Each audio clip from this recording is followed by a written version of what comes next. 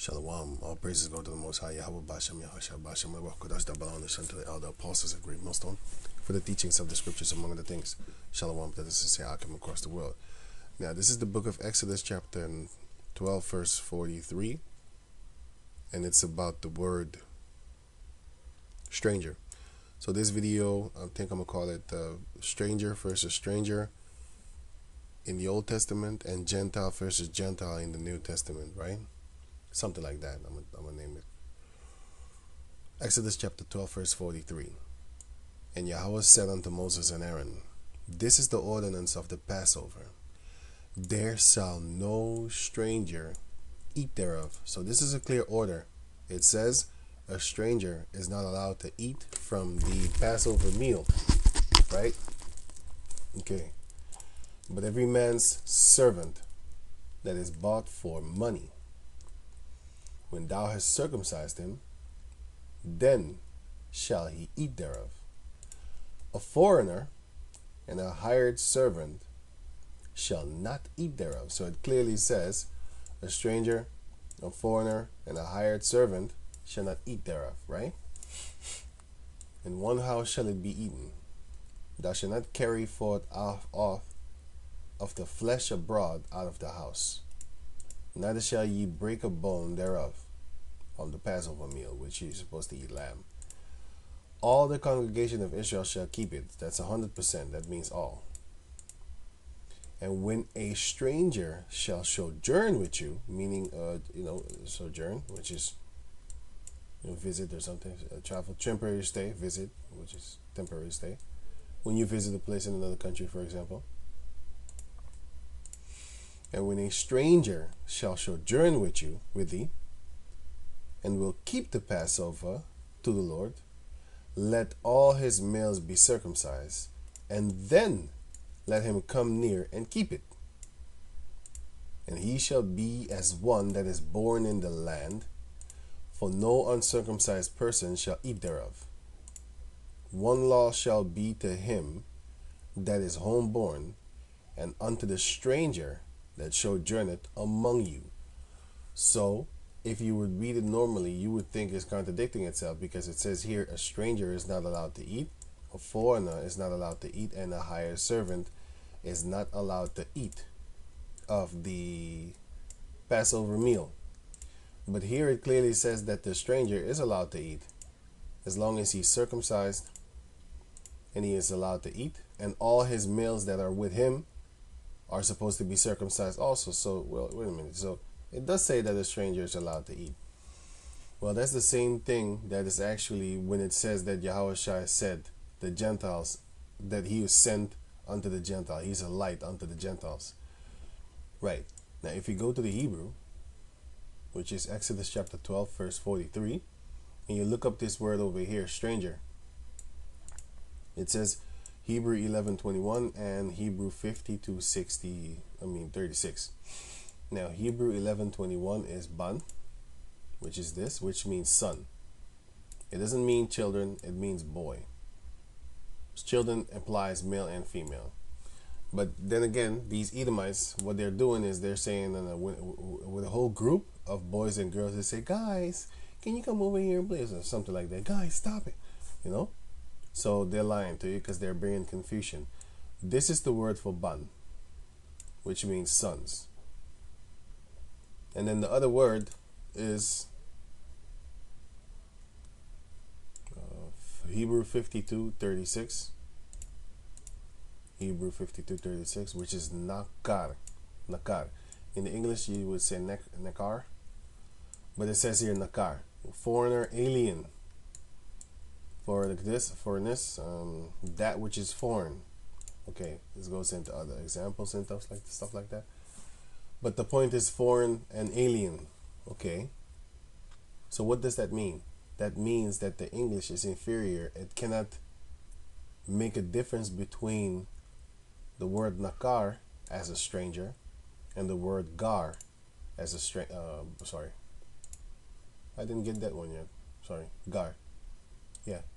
Wait, let me read it again here. It says here,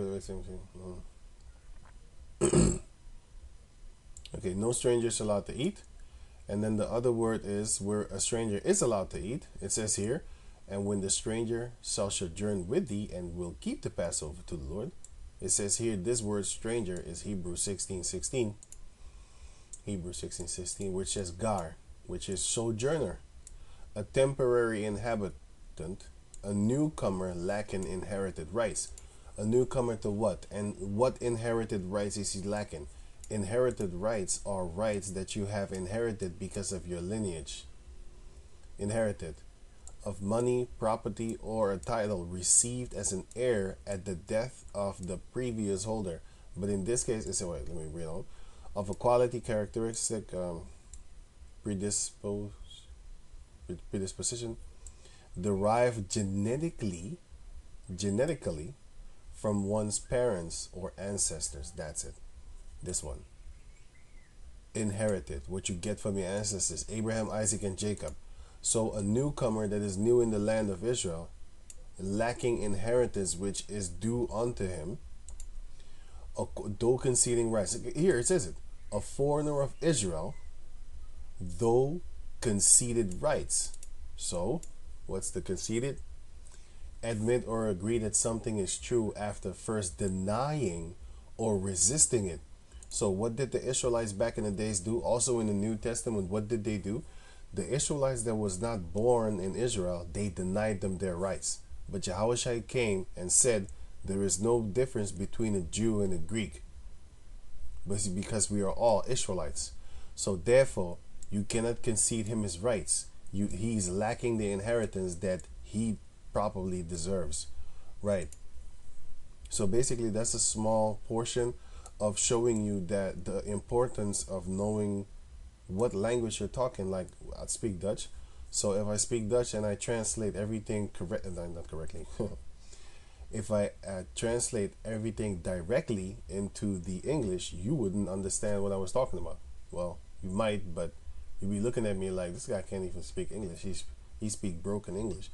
Well, that's the same thing with the Hebrew, so I can understand. So if you don't understand another language, it's hard for you to actually comprehend, which is, understand that it is possible for you to just butcher a language if you're trying to speak your style language in their tongue, like in their language, right? It's gonna be really weird if you do that. Okay, so now I hope you have this under the wraps, meaning I hope you understand that this stranger is an actual real Gentile, while this stranger is an actual Israelite lacking inheritance, even though he deserves the inheritance, but he was denied, especially by the circumcision, the ones that grew up in the land that don't want you to get that inherited right that you deserve. That's why Yahawah said there's no difference between a Greek and a Jew and a Greek. Okay, now Matthew chapter 10 verse 5. These 12 Yahawah sent forth and commanded them, saying, go not into the way of the Gentiles, so don't go to them, and into any city of the Samaritans enter ye not, so don't go there neither, but go rather to the lost sheep of the house of Israel. There is where you are supposed to go. And he told the 12 disciples at that time, but the apostles, So afterward, they did went to these other places. Why? Because then they started to understand what I just explained to you here. Because nowadays, when you look at a person from Africa, you'd be like, oh, he's African. Not necessarily. He's an Israelite living in the land of Africa. But sometimes they're actually Hamites. When you're looking at them like, this guy's kind of different. That's because he's a Hamite living in the land of Africa. He's not your people. You know, there's a difference, right? Now, this is Matthew 15, verse 21. Then Yahawah went thence and departed into the coasts of Tyre and Sidon, where the Hamites used to dwell. And behold, because they're the real Palestinians, by the way, Hamites. And behold, a woman of Canaan came out of the same coasts and cried unto him, saying, have mercy on me, O Lord, thou son of David. My daughter is grievously vexed with the devil. But you have to remember, here he said, go rather to the lost sheep of the house of Israel. But anyway, let's go on. But he answered her not a word. And his disciples came and besought him, saying, send her away, for she cried after us. But he answered his disciples and said, I am not sent but unto the lost sheep of the house of Israel. Then came she and worshipped him, saying, Lord, help me. But he answered and said, it is not meet for me to take the children's bread, this word, and to cast it to the dogs, which is then her. Why? Because she is not living amongst the Israelites in the land. So they was calling her basically a stranger. And she said, truth, Lord, yet the dogs eat of the crumbs which fall from their master's table. Then Yahawah, but basically what she said is, yeah, that's true. The word was first given unto Judah, Benjamin, Levi, but then the rest came because a big portion of them denied it. So then the word came to the rest of the Israelites, which were the Gentiles living in other countries, which were these strangers, not these ones, not these ones. These ones are not allowed to eat of the holy meal. This meal that we sharing, which is the meal of, for example, Proverbs chapter 9, this holy meal, which is this gospel. Proverbs 9:1, wisdom had builded her house. She had hewed out her 7 pillars, which represents stability. And the house, what we're building is the house of, well, Lord willing, we're building that house. Lord willing, we are building the house of David. But then Yahawah is building his house, and the righteous man is supposed to build his house. The wise man is supposed to build his house upon stone, upon a rock. And that rock is, again, stability also. Because if you build your house on sand, your house is going to fall. If you build it on a soft ground, your house is going to fall and stuff like that, right? You need to build it upon stability, which is Yahawah, which is a rock. And not no Jesus. She had killed her beasts. She had mingled her wine. She had also furnished her table. What is that table that we eat off of? Which is this wisdom is food. She had sent forth her maidens, which are the prophets. She crieth upon the highest places of the city. Whoso is simple, let him turn in hither. As for him that wanted understanding, she said to him, come, eat my bread and drink of the wine which I have mingled. So it's talking about food symbolically, but just like here you have the book of Matthew 22 and one of Yahawah's parables, and it says here, let me see, Matthew 22:8. Then saith he to his servants, the wedding is ready, but they which were bidden were not worthy, which is what I just read here, where it says that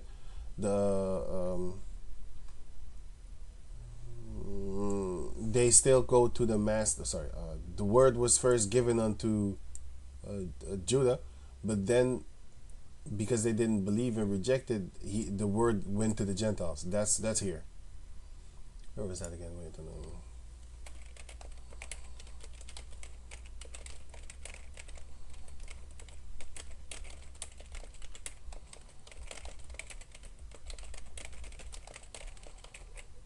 Yeah, Gentile, that's what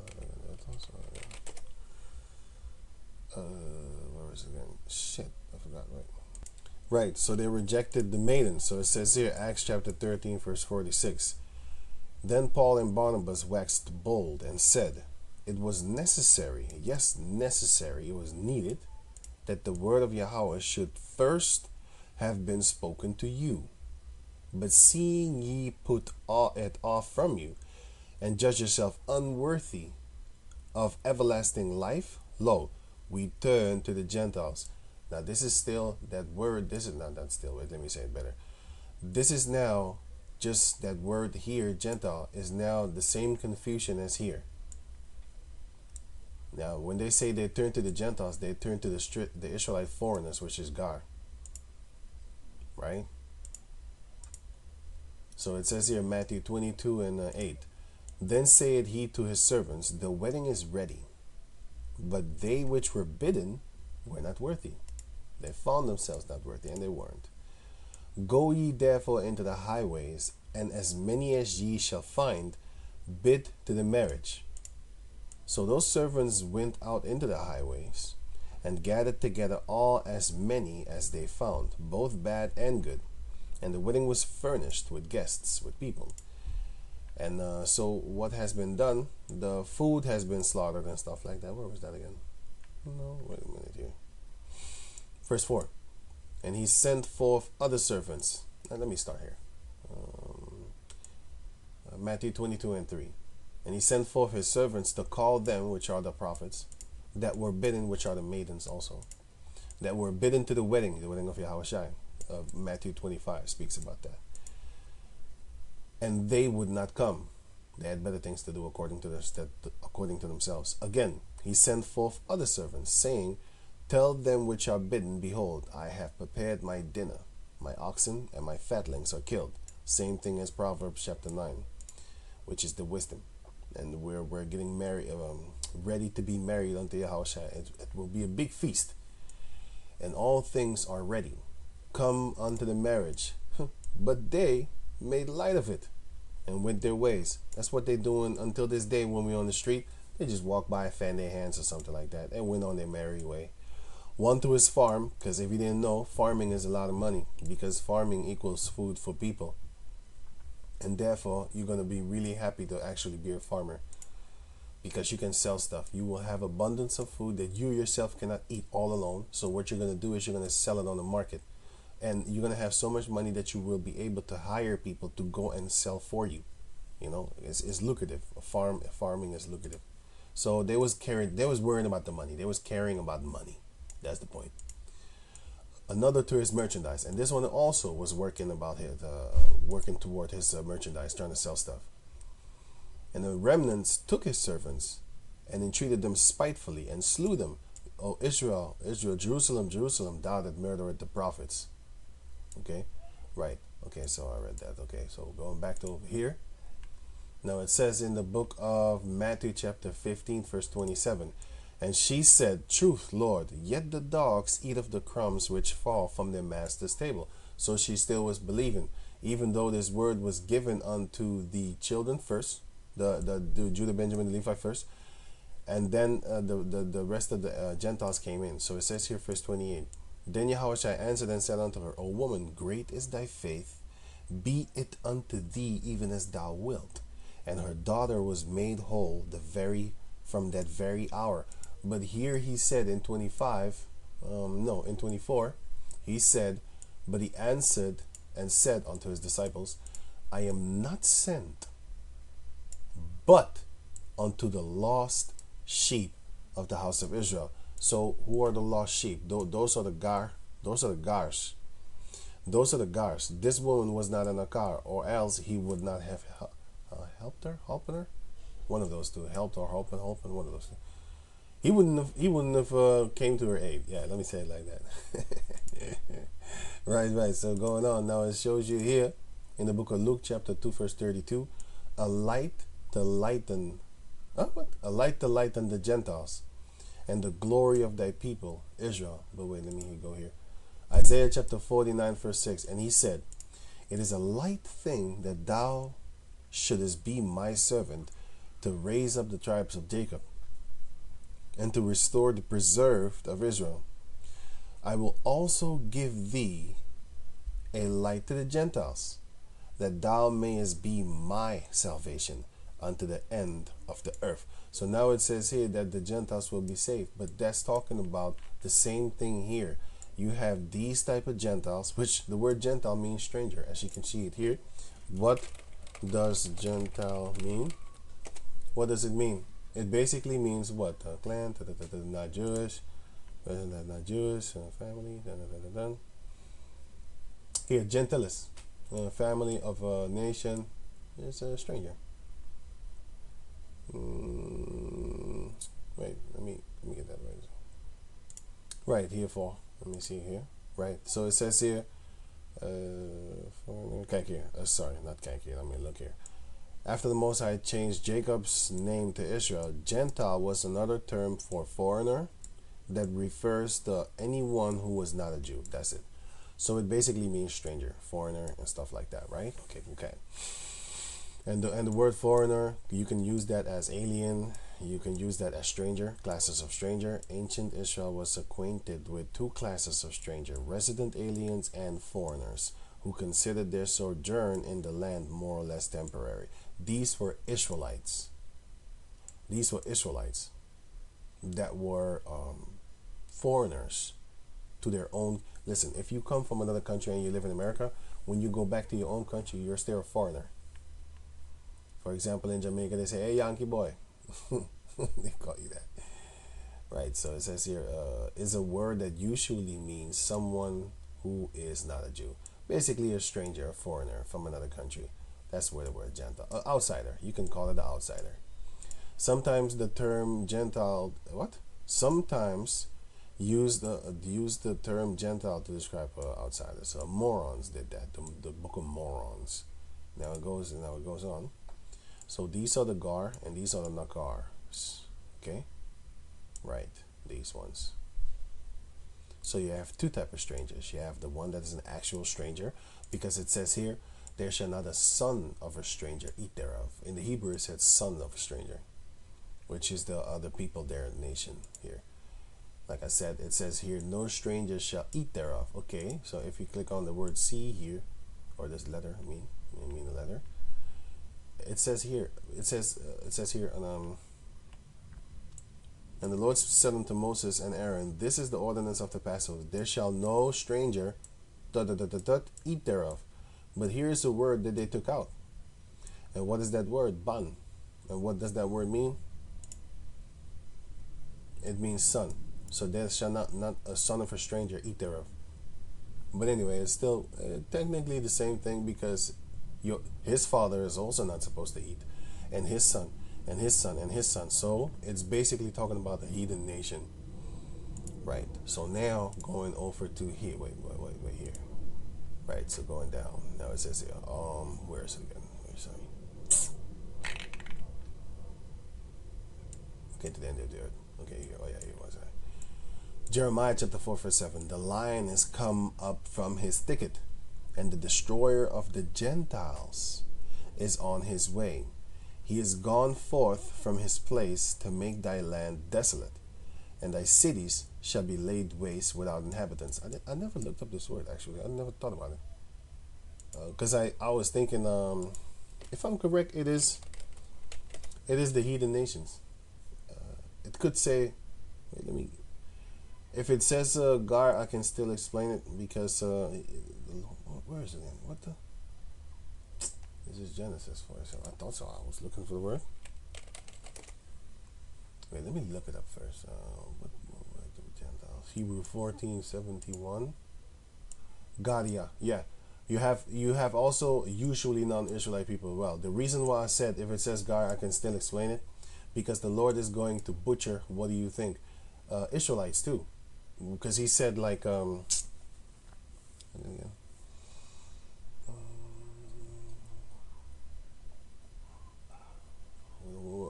trying to get the word. Oh yeah, the fat of lambs and goat. Yeah, but you have to understand, this word still means stranger. But I'll get to it in another video, which is the people I'll get to. Because the Lord also called our people nakar.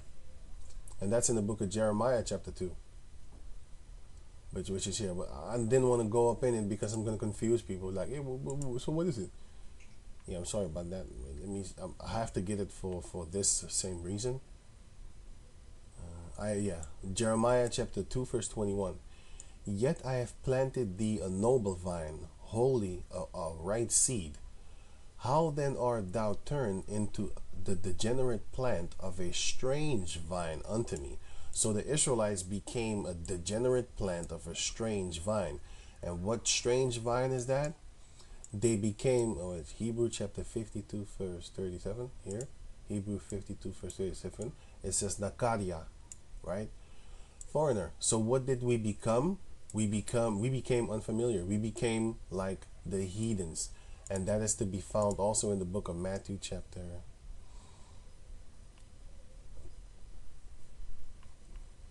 18. I'm looking for 18. Matthew 18. I think it's here. Yeah, here, right here.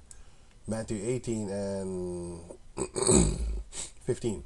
Moreover, if thy brother shall trespass against thee, go and tell him his fault between thee and him alone. If he shall hear thee, thou hast gained thy brother. But if he will not hear thee, then take with thee one or two more, that in the mouth of 2 or 3 witnesses every word may be established. And if he shall neglect to hear them, tell it unto the church. But if he neglect to hear the church, let him be unto thee as an heathen man or a publican. So yes, you can make an Israelite and heathen by the way of it. Nowadays, especially back in the days, you would call a guy a sodomite. You wouldn't say that. You would start with the F, vagabond. You would call him a vagabond minus the 007. That doesn't mean that he's actually a pee-pee sucker. It means that you're trying to insult him as a pee-pee sucker. But that's basically what you just called him. You call him a pee-pee sucker. So, yeah, but he's not one. He doesn't actually lay down with other dudes. You know what I'm saying? But you just call him one. Well, that's this thing too here. He's an Israelite, but you still call him and treat him as a heathen and a publican. You treat him as that because that is what he deserves. He's worthy of that title. Hey, what's up, heathen? Thou son of Canaan. What's up, you Canaanite? I remember that in the Apocrypha somewhere. It says they called him a Canaanite because that was an insult to be called a Canaan. Thou Canaanite. Thou son of Canaan. I think it was in the book of Susanna. Yeah, if I'm correct, it was Susanna. Let me see. Book of Susanna. Thou son of Canaan.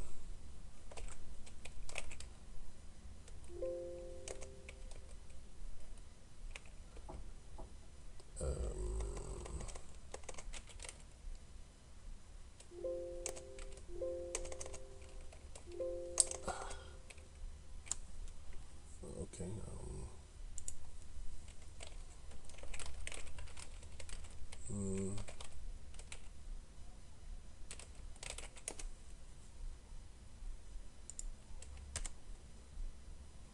Oh, it was the book of Daniel.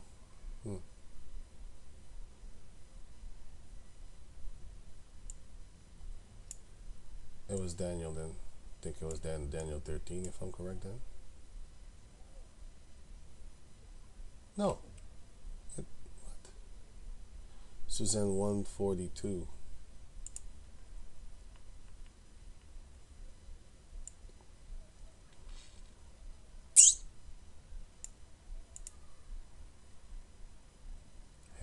It says it right here.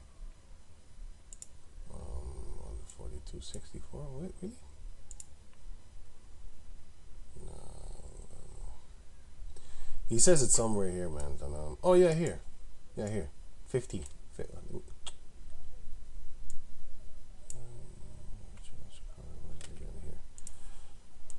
It says Suzanne 1 and 56. So he put him aside and commanded to bring the other, and said unto him, O thou seed of Canaan. I spelled it different. Yeah, they spelled it different anyway. I spelled it wrong here too. And not Judah, because yeah, even Judah is spelled different. Beauty has deceived thee, and lust has perverted thine heart. So, what were they actually Canaanites? Were they seeds of Canaan? No, they were not. They were seeds of Israel, but they didn't act like it. So they was worthy of being called the seed of Canaan, which is a disrespectful. I think they said it in Daniel 13 also, because I can read it here. I'm not sure about that. Daniel 13 and what? 13. Is there a Daniel 13? Wait a minute. Daniel 13 and what and what? No, that was Suzanne, because it's not in the King James. Yeah. Hey, yeah. It will only go to it only goes to Daniel 12 in the King James. So I was thinking like, hey, I don't know that. This is the book of Susan. Right. Here, this is the book of Susan, which is, you can say, Daniel 13. You know, in the other Bible it's Daniel 13, but in this one they took it out and then they called it the book of Susan. You know, it's the same thing, same story. Daniel rescues Susan.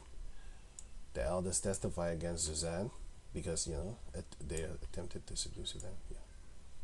Right. This is the same book, but in the Apocrypha it's called the book of Susan. Right. So, okay. So yes, the Lord is going to come and destroy the real Gentiles, and he's going to destroy the Israelite foreigners in a Gentile state of mind. So I didn't break it down wrong, you know. I never looked it up, by the way, but I already know what it is. He's gonna kill the heathen. That's the point. Right. But you have Israelites that you treat as heathens. Okay, let me try to speed it up right now. Matthew 2:23. Okay, this is Isaiah 42:6. I, Yahawah, have called thee in righteousness, and will hold thine right hand, and will keep thee, and give thee for a covenant to the people, for a light of the Gentiles. And like I said, this Gentile is talking about the Israelites, foreigners. I'm going to give you an example, for example, here. Acts chapter 6, verse 1. And in those days when the number of the disciples was multiplied, there arose a murmuring of the Grecians against the Hebrews, because their widows were neglected in the daily ministration of food. Probably because they was like, no. Women don't give food around here. We the Hebrew Israelites, we don't do that. Only men give food, because you don't know if the women are on their period or whatever. And having a female servant is very tempting for men, because, you know, you're going to look at that little cute thing, bending over, you know, putting the drinks on the table and stuff like that in a tight ass mini skirt, walking around looking all sexy and stuff like that. You might get aroused. And especially the scripture says, like, keep thine eyes of thy maid. Yeah, here. It says here, Sirach 9:8. Turn away thine eyes from a beautiful woman, and look not upon another man's beauty. For many have been deceived by the beauty of a woman. For herewith love is kindled as a fire. By the way, this happened in the book of Susan, which is so-called Daniel chapter 13. But this happened to the elders. They got tricked because Susan was so beautiful that they wanted to basically rape her, you know. But since they couldn't have sex with her, they wanted to put her to death. But I was not looking for this scripture, actually. I was looking for this one. It's in the same chapter.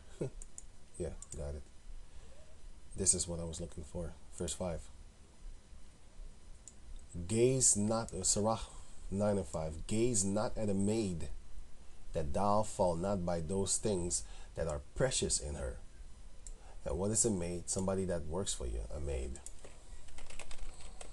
The definition, a female domestic servant, a maid. This one cleans, just as like a prostitute, but of course you wouldn't have a maid walking around like that in the house. Of course not. That would be your sex partner. You know, your fuck buddy, basically, your concubine. You wouldn't have a maid walking around like that. That's not something that you should be doing. You know, if you want to keep your loins out of her body, you know, if you really want to do that, you wouldn't allow her to walk around like that. And then she's gonna bend over, you know, clean up the table, go under the chairs and stuff like that. You wouldn't want that. You shouldn't be looking at her doing that. She might even clean the house better than your wife. You know, you'd be looking at her like, damn, she cook better. Stuff might arouse you. So anyway, all right, enough of that. Now, daily administration of food. So now the new, and I just lost off track over there. Went all over the place. Acts chapter 6 verse 1. In those days when the number of disciples was increasing, the Hellenistic Jews among them complained against the Hebrew Jews, because their widows were being overlooked in the daily distribution of food. Hellenistic Jews, what does that mean? Hellenistic Judaism was a form of Judaism in classical antiquity, yeah, that combined Jewish religion or religious tradition with elements of Greek culture. So what was it? It were traditionally Hellenistic Judaism was a designation for Judaism in the Greek-speaking world. So they were Israelites in the Greek-speaking world. And now what are we? We are slave descendants, so-called Afro-Americans, Afro-South Americans, stuff like that. You have Afro-Europeans, stuff like that. Living in an English-speaking world. For example, we speak Dutch over here. You got the brothers over there speaking German, which is not the same language, by the way. It's just like how you have English from Guyana or Jamaica and English from England. Sometimes if a person from England talk to you, you won't understand. What you just say? Sometimes if a person from Guyana talk to you, you wouldn't understand. So the Dutch and the German are like Duits and Nederlands, or Duits and Dutch. It's almost spelled the same. Like you have Dutch and you have Duits. This is Dutch and this is Duits. This is German. But yeah, anyway, it's just like that. It's like a crazy form of dialect that it's very hard to understand. But if you pay attention, I might understand it. But I'm not trying. Speak English to me, I understand that. I'm just playing. Right, was a designation of Judaism in the Greek-speaking world, and nowadays is more the English-speaking world, including those Jews who spoke Greek and adopted, to some extent, a Greek way of life. It has been argued, however, that all Judaism after the conquest of Alexander was Hellenistic Judaism. Now that to a certain degree is kind of correct, because it says here, it shows here, First Maccabees chapter 1 verse 1, it says, not 1 verse 1, First Maccabees chapter 1 verse 7. So Alexander reigned 12 years and then died, and his servants bare rule every one in his place. And after his death they all put crowns upon themselves. So did their sons after them many years. And evils were multiplied. Where was it again? Here? Where?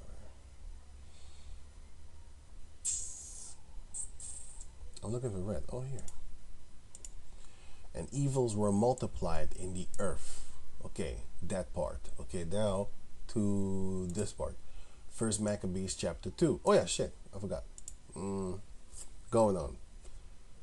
And there came out of them a wicked root, Antiochus, surnamed Epiphanes, son of Antiochus the king, who had been a hostage at Rome, and he reigned in the 137th year of the kingdom of the Greeks. Now here it comes. In those days went out there out of Israel wicked men who persuade many Israelites, saying, let us Israelites go and make a covenant with the heathen that are round about us, for since we departed from them, we have had much sorrow. So these are some bitch ass niggas, I have to say it like that, that seeking prosperity because the Most High ain't with us no more. Why? Because we broke his law, so we're not going to be prosperous anymore, because the Lord said this. Joshua chapter 1 verse 8, it says, this book of the law shall not depart out of thy mouth, but thou shalt meditate therein day and night, and that thou mayest observe to do all according to all that is written therein. For then thou shalt make thy way prosperous, and then thou shalt have good success. So how do we have good success? To keep in the Lord. But we didn't do that. So this little nigga, he wanted to actually go even further and make an agreement with the Greeks. So you have to understand, house niggers been here since the time of the Greeks. It's not something new. It's not something new under the sun. You're looking at them like, how are you with them? What's wrong with you, man? No. He's given unto them as a portion for his destruction. That's his portion. That's what he deserves. And he gonna get it too. Oh, he gonna get it. But not right now. The Lord is gonna make sure he gonna get it. You know? The Lord is strict with that.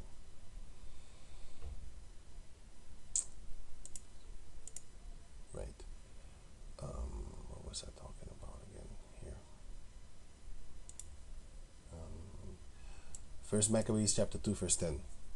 What nation had not had a part in her kingdom and gotten off her spoils? Everybody got one off of us, right? So nowadays, again, they're really trying to basically get up in this truth with us and share the covenant with us. No, you're not. Get out of here, man. But you have house Negroes that will help them. And that's what we're waiting for the destruction of the house Negro. The one that is constructed against you. And he wants it too.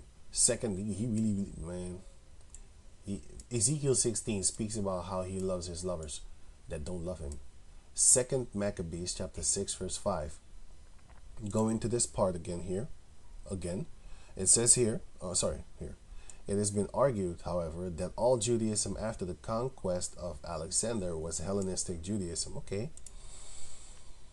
Second Maccabees chapter 6 verse 5. The altar also was filled with profane things. You can read the rest for yourself if you have the time.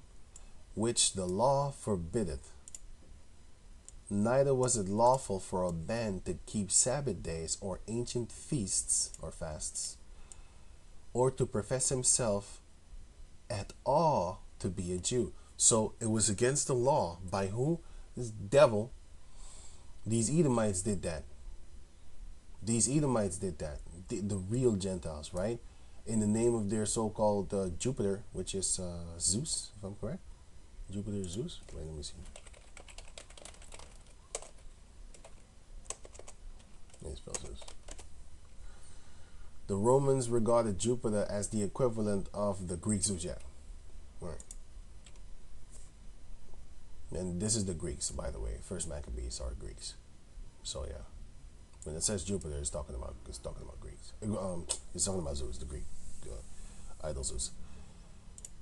Right. So it was against the law by Antiochus Epiphanes, the devil that I just read about in the first chapter. So this is chapter 6. Right.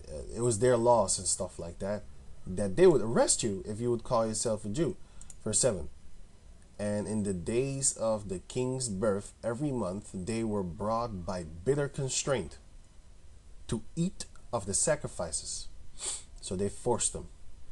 And when the fast of Bacchus was kept, which is going into Bacchanalia, which is going into basically a demon, the Jews were compelled to go in procession to Bacchus, carrying ivy. So they was forced to comply with, for example, Christmas. They was forced, and later on they started doing them themselves because they lost their heritage, which is going back to the book of Jeremiah, chapter 17, verse 4. Now it says, verse 8. Moreover, there went out a decree, which is a rule of law, to the neighbor cities of the heathen, by the suggestion of Ptolemy, which is another devil. If I'm correct, it was actually him. It was Ptolemy. I said Antiochus Epiphanes. No, I got corrected right here. I kind of forgot. Sorry. It's good that I read it some, but yeah. You need to know the history and remember it too, to talk correctly about these scriptures. So yeah, forgive me for that one, because it says it right here. So it's good that the scriptures show me correctly. Against the Jews, right? That they should observe the same fashions and be partakers of their sacrifices. And whoso would not conform themselves to the manner of the Gentiles should be put to death. So they were scared. The Israelites were scared to call themselves Israelites. Then might a man have seen the present misery. So what happened here is exactly what is happening here with the Israelites. Started to call themselves the Gentiles and believing that they were, because they forgot who they were. Just like how you have our people nowadays, they call themselves after a color instead of a race, because black is a color. It's not a race. It's not a race of people. So what have you forgotten? You have forgotten how genealogy works. You think that a woman is supposed to keep her surname just because Esau taught you so. You think you're supposed to actually enter in a partnership when you get married. That's not your partner. That's your wife. You know what a partner is? When you come up in a business together with another person and you split it up 50-50, sometimes 60-40, sometimes 70-30. It depends on what you agreed. Okay, that's a partner. So when you basically divorce, you could call it that. When you break up, you could call it that too. When you go your separate ways, right, you could call that too. Then guess what? Somebody gets a portion, and that portion is what you agreed upon before you get up in that contract. You agreed upon a certain percentage. That's the only way and time. That's the only time when you are supposed to split up your belongings, the stuff that you have, because you built it together. That's a partnership. When you're married to your wife, that's not your partner. That's what the devil is teaching you. That's not your partner. That's your wife. There's a difference. And you ain't going nowhere. Yeah, I'm just playing. But yeah, here you go. Now you have this word. I already put that there. And then foreigner. Right. So, in general, concede, inherit. Exodus chapter 2, verse 22. And she bare him a son, Moses, and he, Moses, called his name Gershom, but it's Gershom. But anyway, it starts with the gar. For he said, I have been a stranger in a strange land. That's why he called his son Gershom. Gar means a foreigner, and Sham means name. So foreign name. That's what Gershom means. And most of the time in the sentence, you will have the meaning of that name. And in this case, you have it here. Gershom. Basically, he says, and she born him a son. What's her name again? I forgot her name. And it's probably in verse 1 or something. But and he called his name Gershom. For he said, so why did he call him Gershom? For he said, I have been a stranger in a strange land. So when you go to the book of Genesis chapter 29, I wanted to say 39, 29 verse 32. And Leah conceived and bare a son, and she called his name Reuben. For she said, so this is the reason, surely Yahawah had looked upon my affliction. Now therefore my husband will love me. So what is Reuben? Rabayan, if I'm correct.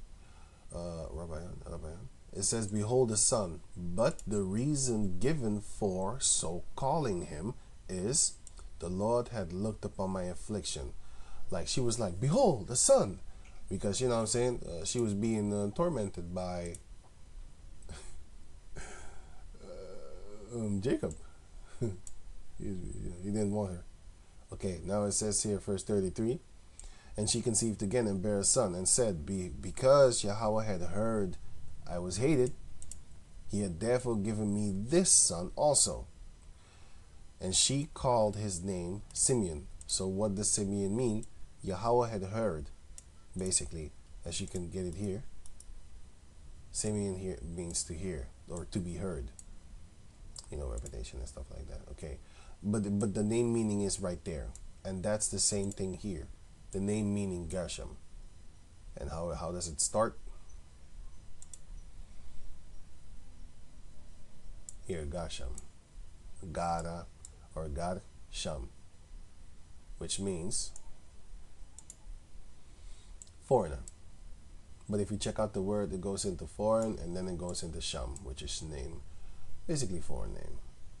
The name for the name of 4 Israelites. Gasham.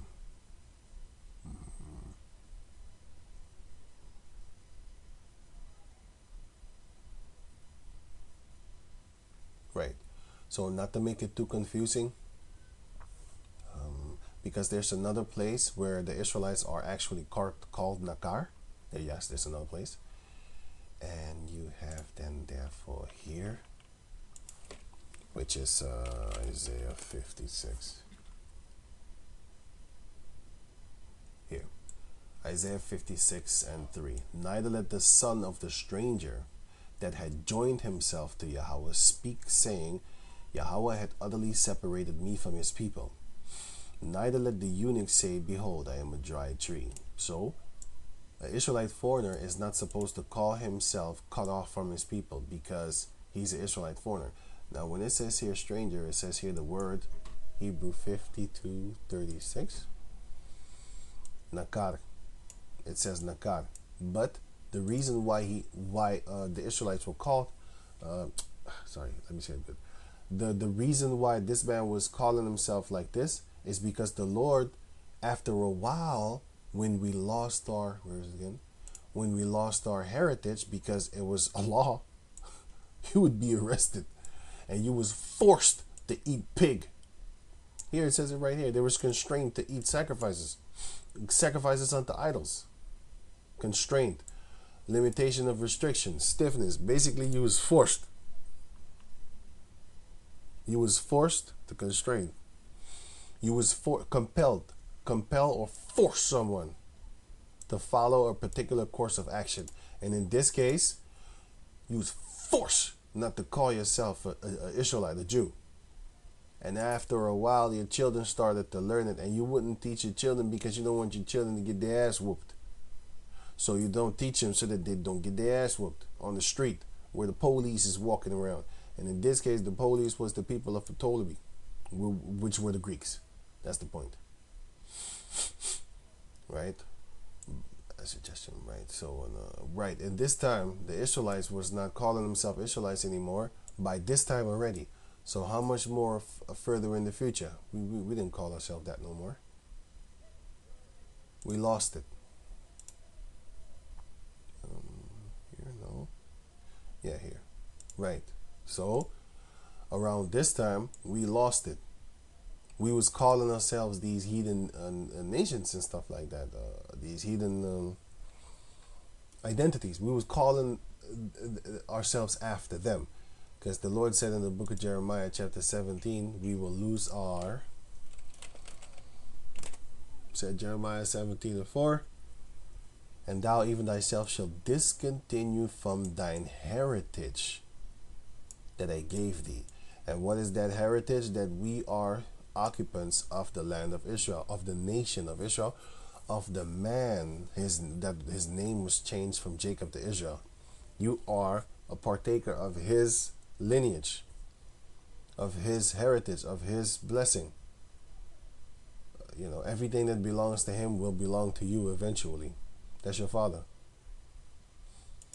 But we lost our heritage. But now we're getting it back.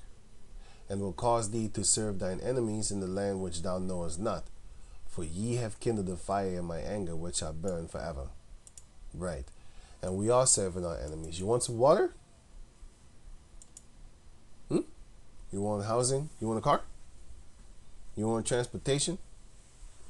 What do you want? Oh, anything and everything?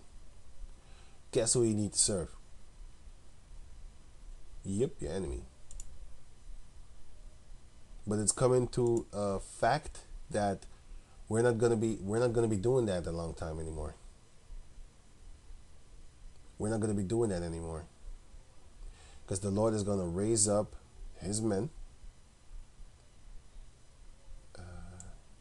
Yeah. No, I was just looking. Sorry, that's the book of Susan. What's it says here? The Lord is going to raise up his men, and they're going to go out there and start teaching the. Here, and start teaching the. No. This is Matthew here,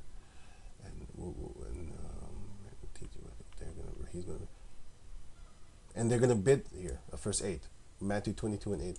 Then saith he unto his servants, then saith he to his servants, the wedding is ready, but they, well, no, sorry.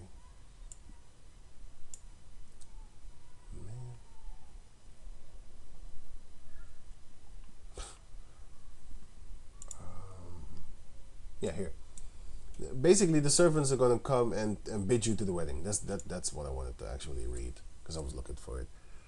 Matthew 22 and 3. And sent forth his servants to call them that were bidden to the wedding, and they would not come. Again, he sent forth, yeah, I'll read it again then. But the point is, the Gentiles that will make it in the New Testament is the same thing here. It looks confusing in the beginning, especially if you don't have the understanding. But if you check it out to the understanding with the I self thereof, which is this I self,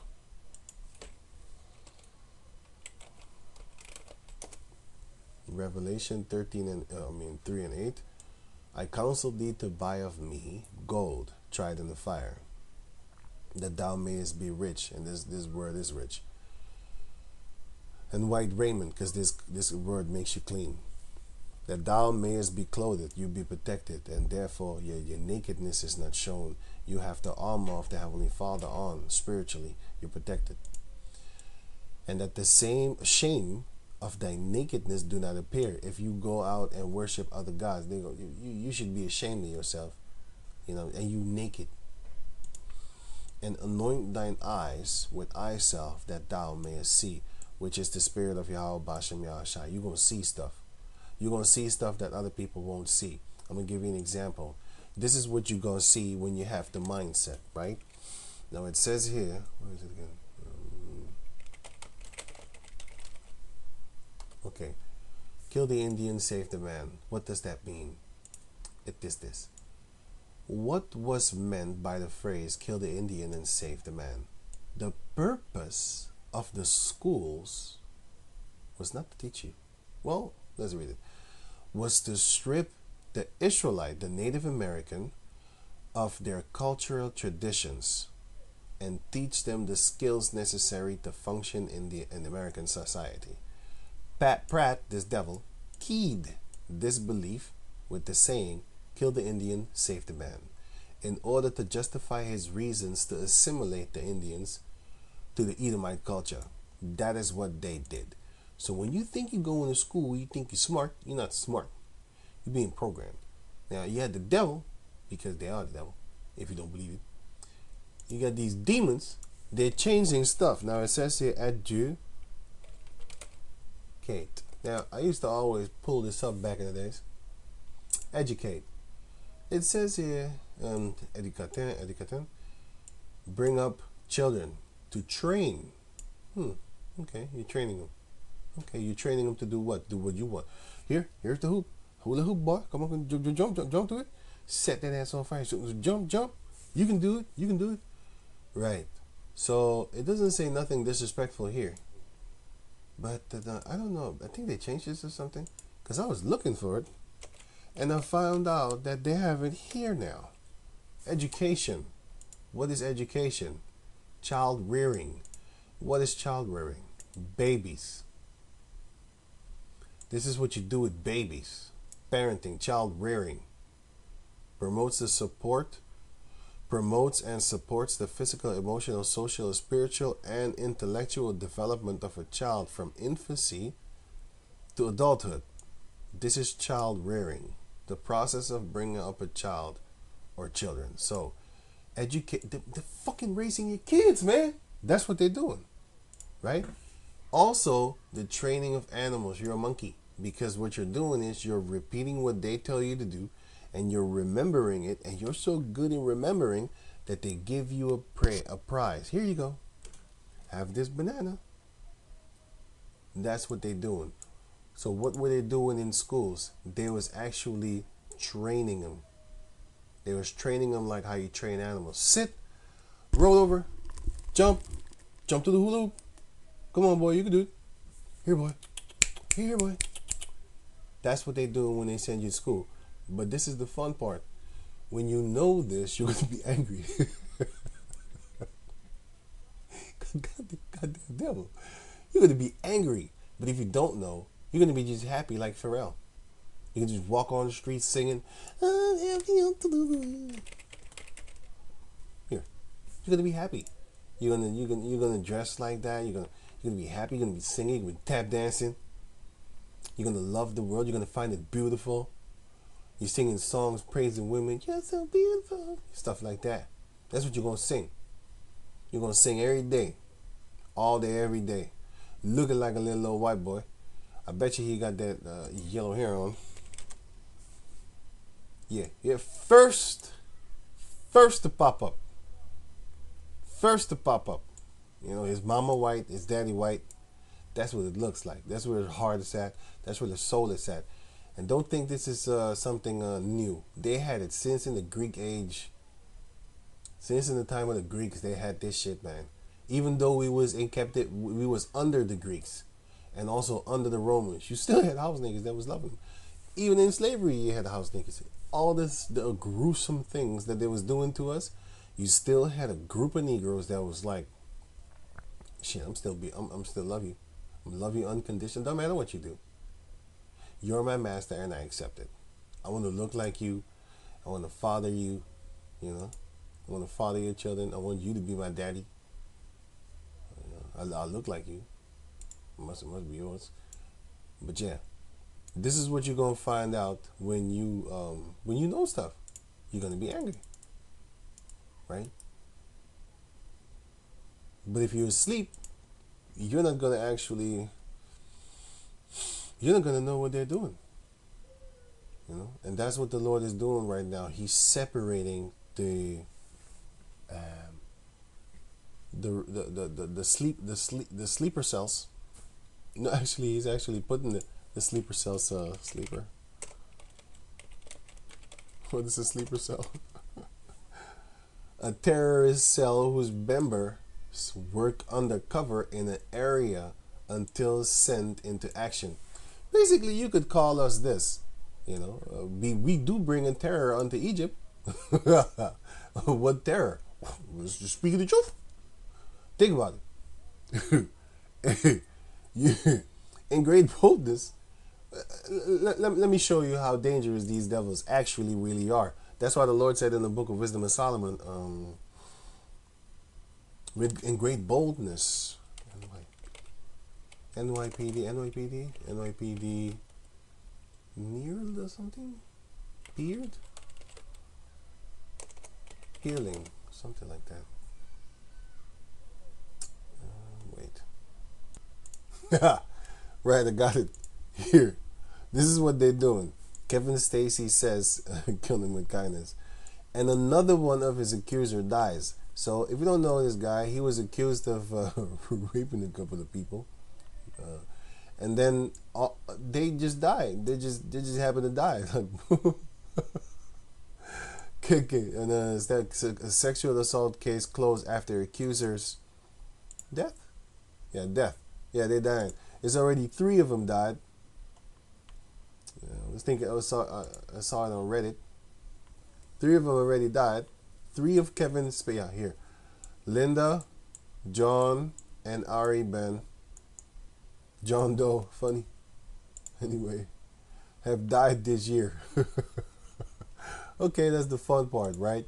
That's why King David said, hide me from the secret council of insurrections of wickedness, right? But anyway. Some sad news tonight. Another New York City police officer has taken his life. The second NYPD suicide in 2 days. The police commissioner has declared a mental health crisis in his department. Now it's mental health. So check this shit out, man. 9 of 12 cops that saw Anthony Weiner laptop suicided themselves, basically. Bullshit, man. Other Edomites are hip to it. But yeah, NYPD reeling after 9th officer suicide. 9 out of 12 people who saw Anthony Weiner's laptop are dead. Where is that one? Did I click on it? No, I didn't click on it. Probably click on it another day. Yeah, here's the website. Mysterious deaths seem to be a common aspect in the Washington, D.C. circle of VIPs. NYPD is not even immune to persecution. from persecution. Right, right. This guy died. This guy died. This guy died. Oh no, this is Clinton pool. That death pool. Clinton death pool. All right. Yeah. Two senators. But anyway, this is the article. This is the not article. The news. Only one. I could only find one. You know, it was funny. But yeah, they died, and they all died by suicide. Basically, all these cops, these tough ass cops, that have been through things and seen horrible things, but yet they seen a laptop of a politician, Anthony Weiner, and they all ended up basically taking their own lives and stuff like that. Oh, so they say. So they say. And then they blame it on mental health issues, man. It's funny. It's very funny. You see this devil? You see this devil laughing over here? See, we see devils. You know? I see dead people. So when we look at these Edomites, we don't look at them like you. Okay? We look at them like people mourning. We look at them like this, man. This is how I see Edomites. but I'm funny too because I'm laughing. I'm not scared like this guy. He really scared. He really scared. He's crying and stuff like that. But we, Jacob descendants, we're funny. You know, we're laughing because we know when Esau comes, this is gonna happen to Esau.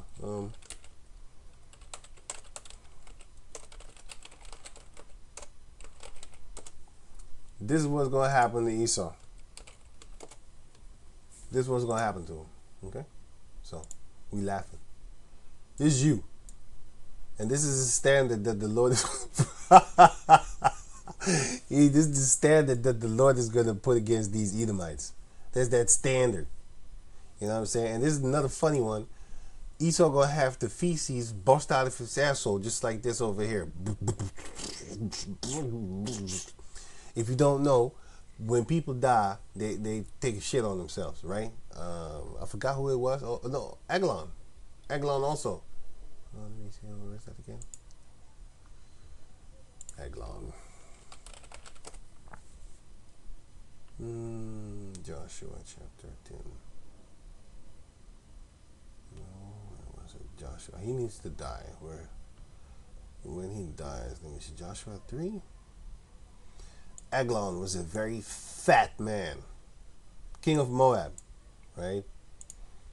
And then it says that it's somewhere here.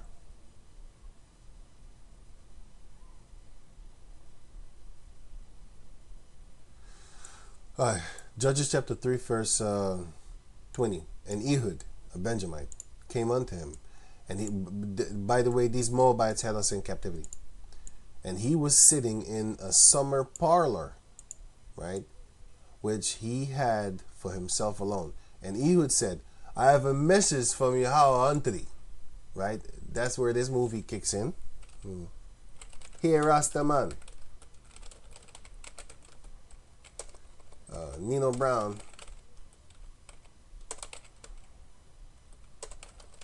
I clicked it recently.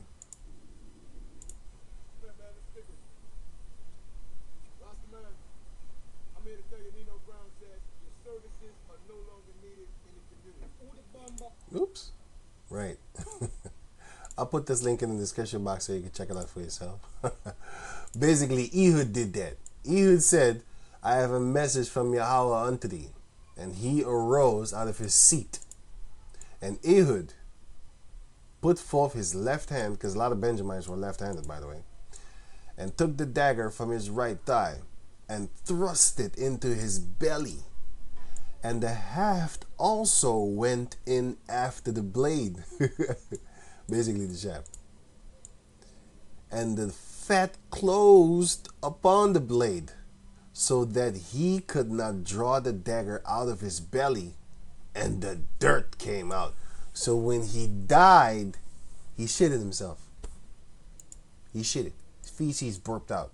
And you know where you can find that image in your head? I'm not going to put the filthy image in your head. You can watch South Park for that. You know, with when people die, they fart. They shit actually on South Park.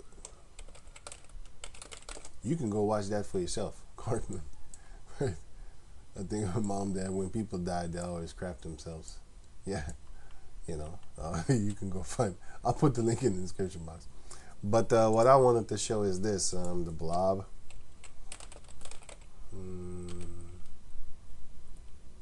X-Men here. The blob from X-Men, and he got hit in the belly, and his not this one. He got hit in the stomach, and his he's so fat that he got swallowed up. Look at him here. Basically, this is what you should have in your head. How fat King Eglon was. He was so fat he got stuck in his belly. He got stuck in his belly. And there's another scene also where you can have it in your head too. As a visual.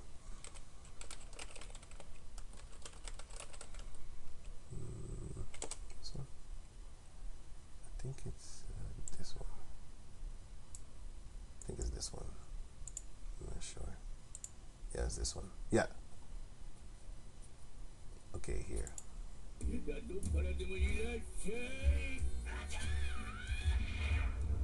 Right.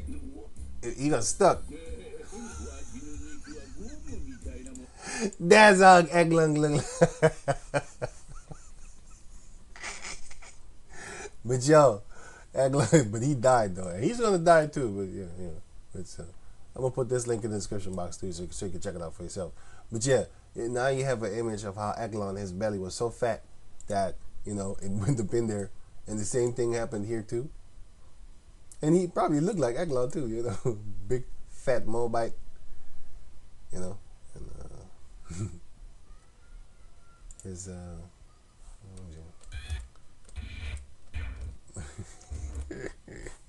his belly swallowed his hand up, and that's exactly what happened in the scriptures. You can read it right here. He just got stuck. The knife got stuck actually, right? The dagger, which is dagger. The knife, which is it's a dagger. It got stuck. But so when he died, he shitted himself, and you can find that in South Park. I'm not gonna show it right now because it's kind of filthy. Yeah, so you can check that out for yourself. And this is the movie, by the way, which is I think it was the Wolverine 2009 or something. I forgot which movie. Oh shit! Oh sorry, I got it. X-Men Origins Wolverine. Yeah, you can imagine Eglon here. He was a strong, fat Moabite dude. But when he got stabbed in the gut, he shitted himself. Shit came out just like this. It's gonna pop out just like that. Once we get that spiritual power, we're gonna punch him so hard, he gonna feces himself. Yeah, that's right. But you should think about it, like how bold we are. He's smoking his own people for telling the truth or seeing the truth, and we're telling the truth too. But the Lord is with us. See, the Lord ain't with these devils. You know what I'm saying? The Lord is with us. Yahawah, your Heavenly Father. He's with the Israelites. Let's say it like that. And then I know I can't go wrong, because He is with the Israelites. It doesn't matter what you say. He's with the Israelites. We hope he protected us, but still, I'm still laughing because that's where's the I see dead people thing. I clicked it away. Okay, cool. So with that, I'm gonna say shalom. Oh yeah, Gentiles and Gentiles are not always Gentiles. Strangers, Gentiles versus Gentiles are not always Gentiles versus Gentiles, but because sometimes it's actually Israelites versus, foreign Israelites versus actual foreigners. And stranger versus stranger is not always heathen nation versus heathen nation. Sometimes it's actually stranger versus Israelite foreigner. Foreigner versus Israelite foreigner. And Gentile, the ones that are saved are Israelites, and sometimes they are actual Gentiles. So yeah. And sometimes also the Israelites are called nakar, which is foreigner, because that's how they act. And sometimes you can actually call an Israelite a foreigner, like an actual Gentile, a heathen, because that's how they act, and it is lawful. Sometimes you can call an Israelite a Canaanite, just to disrespect him. Actually, he disrespected himself by acting like one. So therefore, you call him what he is. He's a spiritual Canaanite. That's his daddy. That's his father. He's a son of Canaan, which is in the book of Suzanne. I was trying to look for it here, but I clicked it away. So with that, I'm gonna say shalom.